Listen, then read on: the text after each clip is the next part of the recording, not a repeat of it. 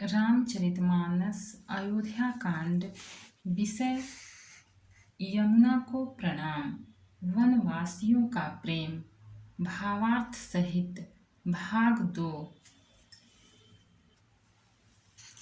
कोटि मनोजल जाव निहारे, सुमुखी कहूँ को आही तुम्हारे। सुनि स्नेहमय मंजुल बानी, सकुचि सिए मन महु मुस्कानी। हे सुमुखी, कहो तो अपनी सुंदरता से करोड़ों कामदेवों को लजाने वाले ये तुम्हारे कौन हैं? उनकी ऐसी प्रेममयी सुंदर वाणी सुनकर सीता जी सकुचा गईं और मन ही मन मुस्कुराईं। तिन्हि बिलोकति धरनी, दुहु सकोच सकुचति बरबरनी। सकुचि सप्रेम बाल मृग नयनी, बोली मधुर बचन पिक बयनी। उत्तम गौर वर्ण वाली सीता जी उनको देखकर संकोचवश पृथ्वी की ओर देखती हैं। वे दोनों ओर के संकोच से सकुचा रही हैं, अर्थात न बताने में ग्राम की स्त्रियों को दुख होने का संकोच है और बताने में लज्जा रूप संकोच। हिरण के बच्चे के सदृश नेत्र वाली और कोकिल सी वाणी वाली सीता जी सकुचाकर प्रेम सहित मधुर वचन बोली। सहज सुभाय सुभग तन गोरे, नाम लखन लघु देवर मोरे। बहुरी बदन विधुअंचल ढाकी, पीतन चितई भौह करि बाकी। ये जो सहज स्वभाव सुंदर और गोरे शरीर के हैं, उनका नाम लक्ष्मण है। ये मेरे छोटे देवर हैं। फिर सीता जी ने लज्जावश अपने चंद्रमुख को आंचल से ढककर और प्रियतम श्री राम जी की ओर निहार कर भौहें टेढ़ी करके, खंजन मंजू तिरिछे नयननी, निज पति कहे तिन्हि सिय शयननी। भई मुदित सब ग्राम बधूटी, रंकन राय राशि जन लूटी। खंजन पक्षी के से सुंदर नेत्रों को तिरछा करके सीता जी ने इशारे से उन्हें कहा कि ये श्री रामचंद्र जी मेरे पति हैं। यह जानकर गांव की सब युवती स्त्रियां इस प्रकार आनंदित हुईं मानो कंगालों ने धन की राशियां लूट ली हों। दोहा। अति सप्रेम से पाय परी, बहुविधि देहि आशीष। सदा सुहागिनी होहु तुम, जब लगी मही यही शीश। वे अत्यंत प्रेम से सीता जी के पैरों पड़कर बहुत प्रकार से आशीष देती हैं, शुभ कामना करती हैं कि जब तक शेष जी के सिर पर पृथ्वी रहे तब तक तुम सदा सुहागिनी बनी रहो। पार्वती समपति प्रिय होहूँ, देवी न हम पर छाड़ब छोहू। पुनि पुनि विनय करिय कर जोरी, जौए हिमारग फिरिय बहोरी। और पार्वती जी के समान अपने पति की प्यारी हो। हे देवी, हम पर कृपा न छोड़ना, बनाए रखना। हम बार बार हाथ जोड़कर विनती करती हैं, जिससे आप फिर इसी रास्ते लौटें। दर्शन देव जानि निज दासी, लखी सिए सब प्रेम पियासी। मधुर बचन कहि कहि परतोषी, जनु कुमुदिनी को मुदि पोसी। और हमें अपनी दासी जानकर दर्शन दें। सीता जी ने उन सबको प्रेम की प्यासी देखा और मधुर वचन कह कहकर उनका भली भांति संतोष किया, मानो चांदनी ने कुमुदनियों को खिलाकर पुष्ट कर दिया हो। तब ही लखन रघुबर रुख जानी, पूछे मगुलो गनी मृदुबानी। सुनत नारी नर भय दुखारी, पुलकित गात बिलोचन बारी।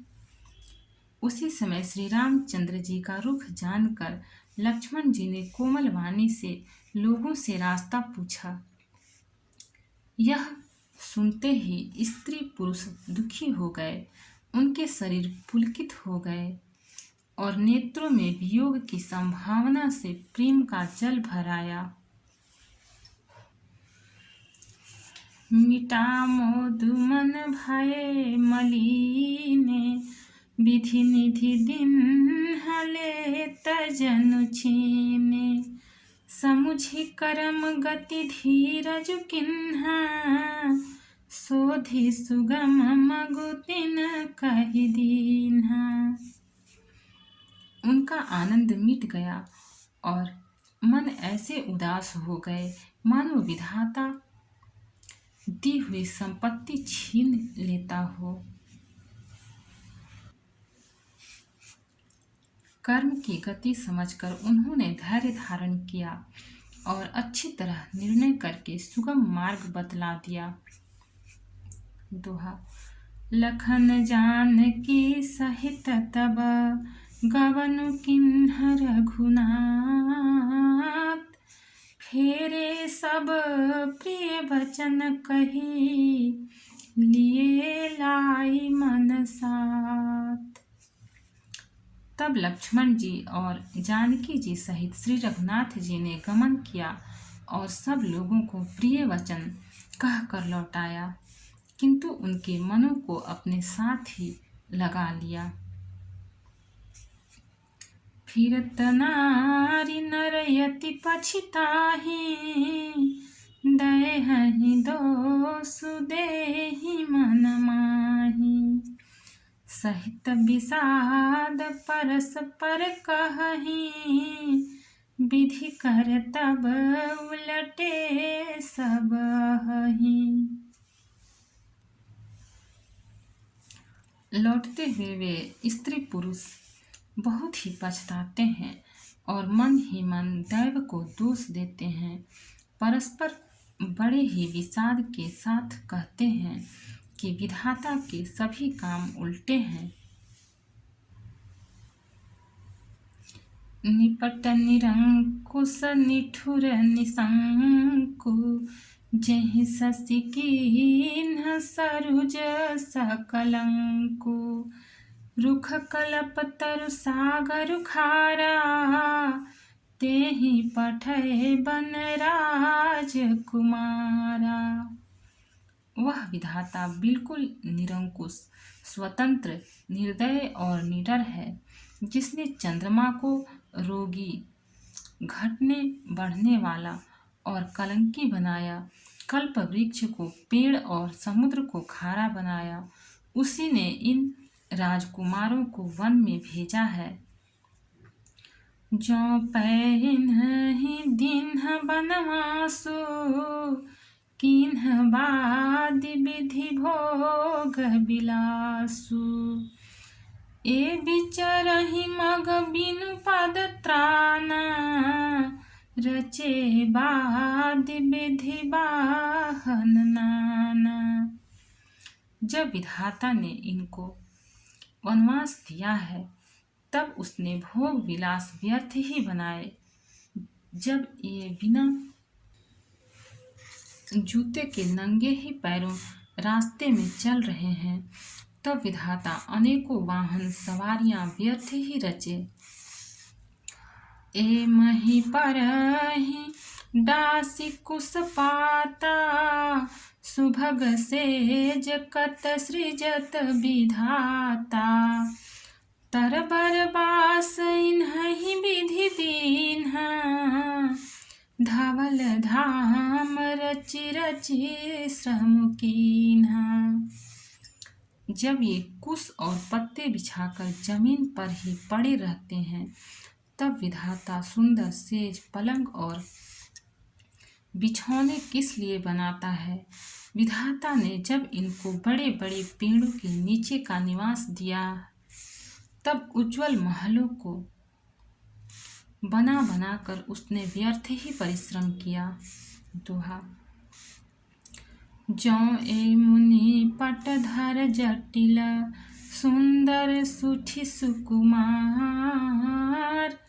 विविध भांति भूषण बसन, बादि किए करतार। जो ये सुंदर और अत्यंत सुकुमार होकर मुनियों के वल्कल वस्त्र पहने और जटा धारण करते हैं, तो फिर करतार विधाता ने भांति भांति के गहने और कपड़े वृथा ही बनाए। जौं एक कंद मूल फल खाही, बादी सुधा दियसन जग माही। एक कहिए सहज सुहाए, आप प्रगट भय विधि न बनाए। जो एक कंद मूल फल खाते हैं, तो जगत में अमृत आदि भोजन व्यर्थ ही है। कोई एक कहते हैं, ये स्वभाव से ही सुंदर हैं, इनका सौंदर्य माधुर्य नित्य और स्वाभाविक है, ये अपने आप प्रकट हुए हैं, ब्रह्मा के बनाए नहीं हैं।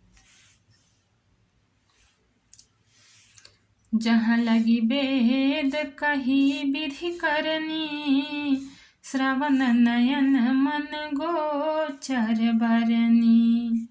देखहु खोज भुवन 10 चारी, कहस पुरुष कहस नारी।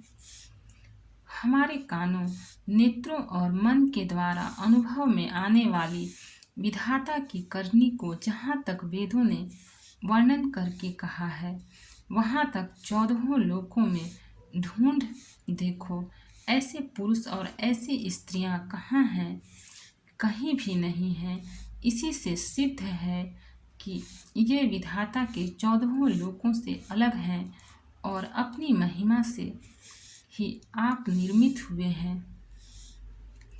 इन्हीं देख विधि मनु अनुरागा, पटतर जोग बनावै लागा। किन्ह बहुत श्रम एक न आए, तेहि ईरिषा बनानी दुराए। इन्हें देखकर विधाता का मन अनुरक्त मुग्ध हो गया। तब वह भी इन्हीं की उपमा के योग्य दूसरे स्त्री पुरुष बनाने लगा। उसने बहुत परिश्रम किया, परंतु कोई उसकी अटकल में ही नहीं आए, पूरे नहीं उतरे। इसी ईर्ष्या के मारे उसने इनको जंगल में लाकर छिपा दिया। एक कहीं हम बहुत न जानहि, आप ही परम धन्य करिमानहि। ते पुनि पुण्य पुंज हम लेखे, जे देखहि देखी हहीं जिन देखे। कोई एक कहते हैं, हम बहुत नहीं जानते, हाँ अपने को परम धन्य अवश्य मानते हैं जो इनके दर्शन कर रहे हैं, और हमारी समझ में वे भी बड़े पुण्यवान हैं जिन्होंने इनको देखा है, जो देख रहे हैं और जो देखेंगे। दोहा। एहि विधि कही कही बचन प्रिय, लेहि नयन भरि नीर। किमि चले हहि मारग अगमा, सुठी सुकुमार शरीर। इस प्रकार प्रिय वचन कह कह कर सब नेत्रों में प्रेमाश्रुओं का जल भर लेते हैं और कहते हैं कि ये अत्यंत सुकुमार शरीर वाले दुर्गम कठिन मार्ग में कैसे चलेंगे। नारी स्नेह विकल बस होहि, चकई साँझ समय जनु सोहि। मृदु पद कमल कठिन मगु जानी,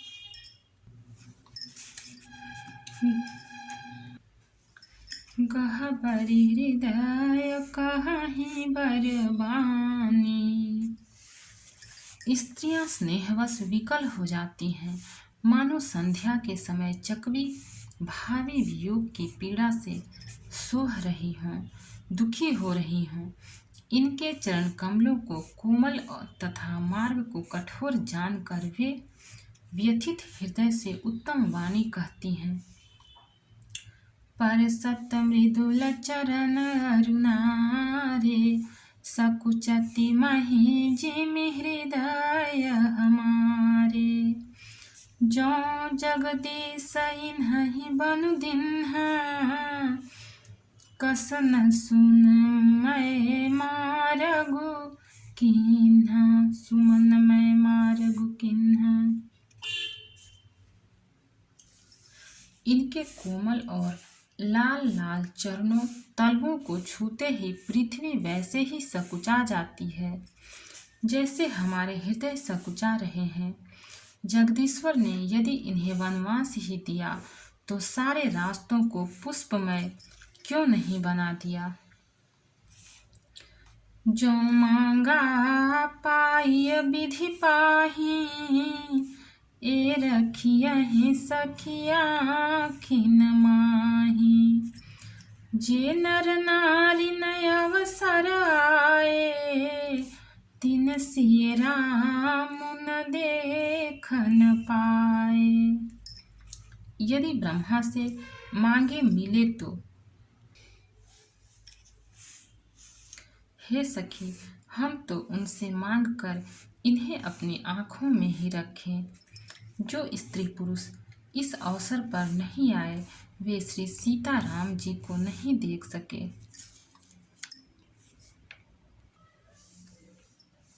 सुनी स्वरूप बूझहि अकुलाई, अब लगी गए कहाँ लगी भाई।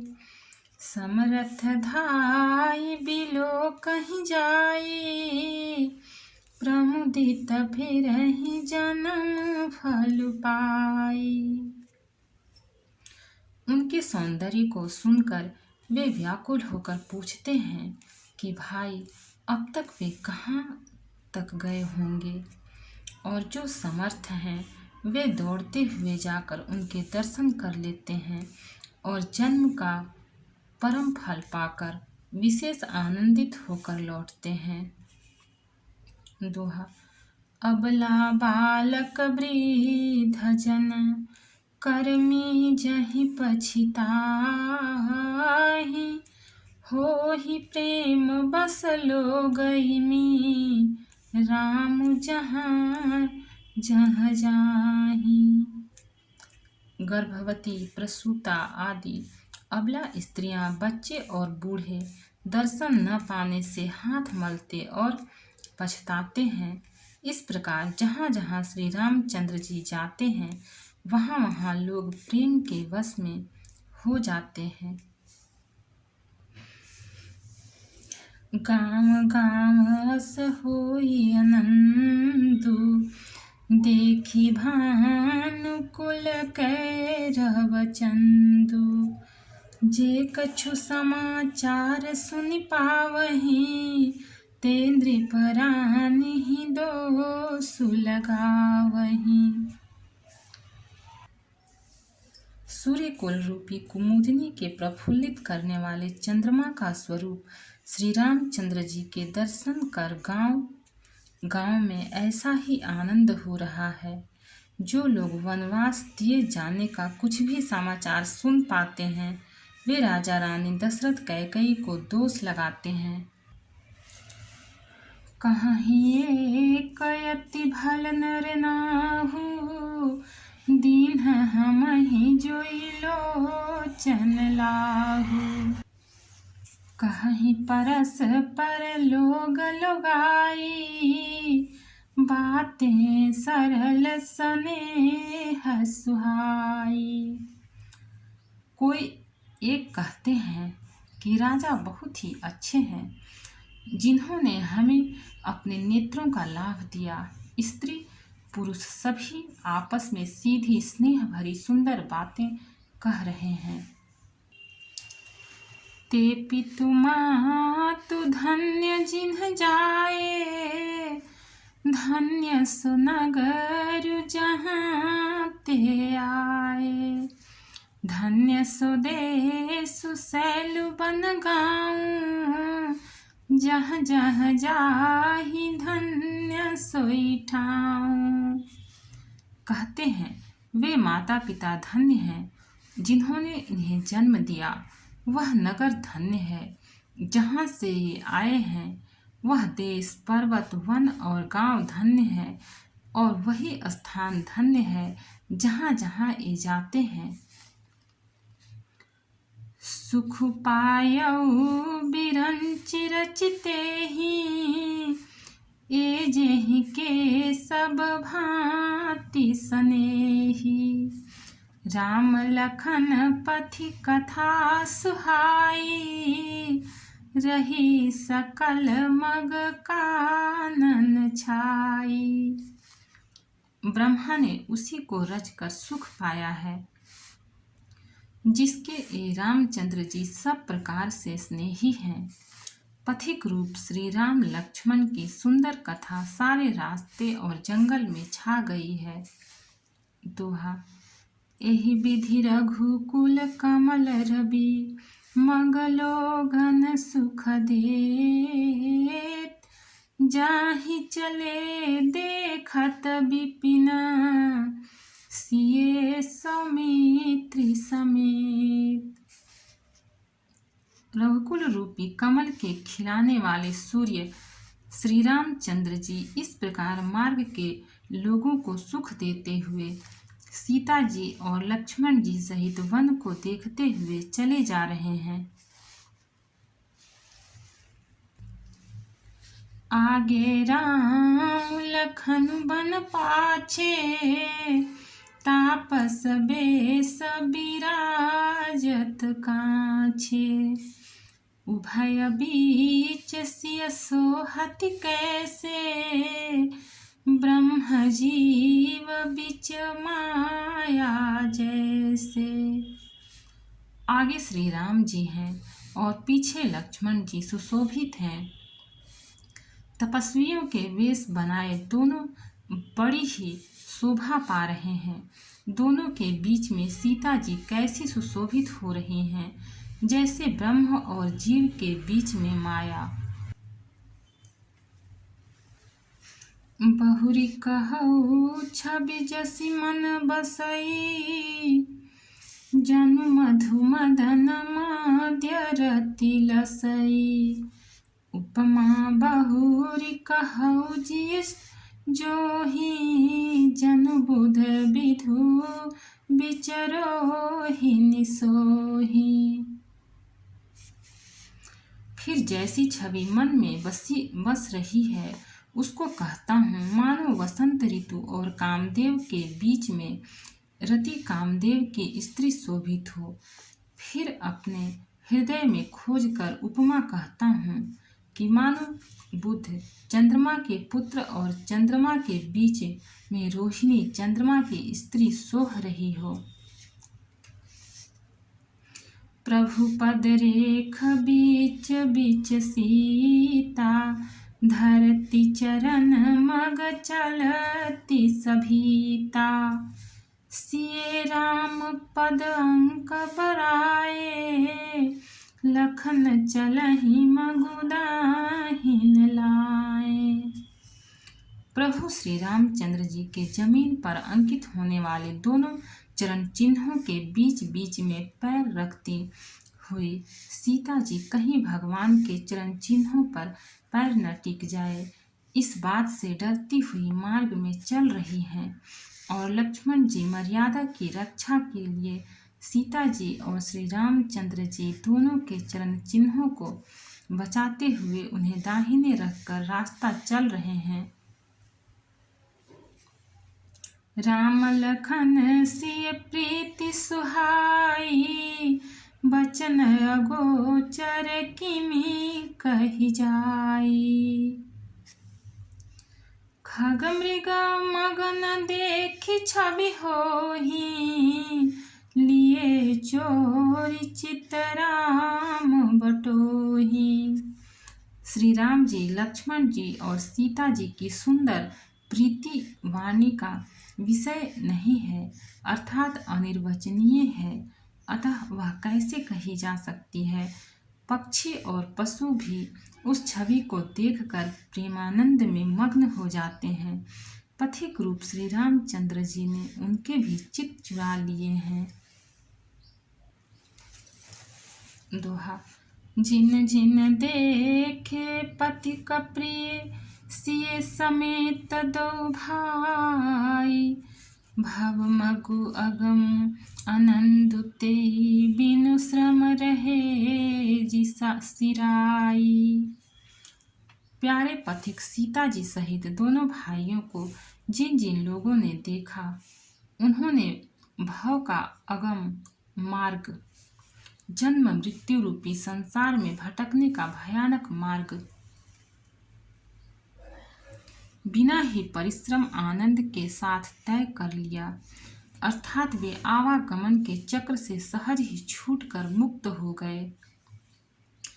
अजहु जासुर सपने काऊ, बसहु लखन सिए राम बटाऊ। राम धाम पथ पाई ही सोई, जो पथ पाव कबहु मुनि कोई। आज भी जिसके हृदय में स्वप्न में भी कभी लक्ष्मण सीता राम तीनों बटोही आ बसे, तो वह भी श्री राम जी के परम धाम के उस मार्ग को पा जाएगा, जिस मार्ग को कभी कोई बिरले ही मुनि पाते हैं। तब रघुबीर श्रमित सिय जानी, देखि निकट बटु शीतल पानी। तह बसि कंद मूल फल खाई, प्रात नहाई चले रघुराई। तब श्री रामचंद्र जी सीता जी को थकी हुई जानकर और समीप ही एक बड़ का वृक्ष और ठंडा पानी देखकर उस दिन वहीं ठहर गए। कंद मूल फल खाकर रात भर वहां रहकर प्रातःकाल स्नान करके श्री रघुनाथ जी आगे चले। देखत बन सरसैल सुहाए, वाल्मीकि आश्रम प्रभु आए। राम दीख मुनि बासु सुहावन, सुंदर गिरि कानन जलु पावन। सुंदर वन, तालाब और पर्वत देखते हुए प्रभु श्री रामचंद्र जी वाल्मीकि जी के आश्रम में आए। श्री रामचंद्र जी ने देखा कि मुनि का निवास स्थान बहुत सुंदर है, जहाँ सुंदर पर्वत, वन और पवित्र जल है। सरनि सरोज बिटप बन फूले, गूंजत मंजु मधुप रस भूले। खग मृग विपुल कोलाहल करही, विरहित बैर मुदित मन चरहि। सरोवर में कमल और वनों में वृक्ष फूल रहे हैं और मकरंद रस में मस्त हुए भंवरे सुंदर गुंजार कर रहे हैं। बहुत से पक्षी और पशु कोलाहल कर रहे हैं और वैर से रहित होकर प्रसन्न मन से विचर रहे हैं। दोहा। सुचि सुंदर आश्रम निरखी हर से राजीवने, सुनि रघुबर